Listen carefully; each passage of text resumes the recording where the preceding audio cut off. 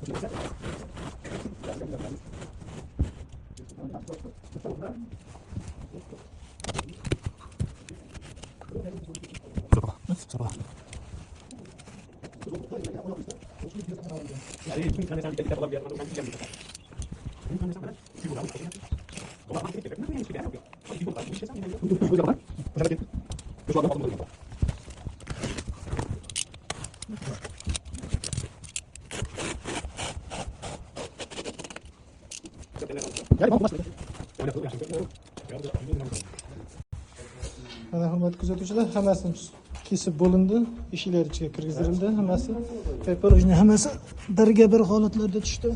Hech qanaqa ochiq joy qolmadi, yo'lmasa ko'tarib qo'ygan joylari qolmadi. Bizni qo'llab-quvvatlashda davom eting. Like va podpiskani ayamanglar do'stlar.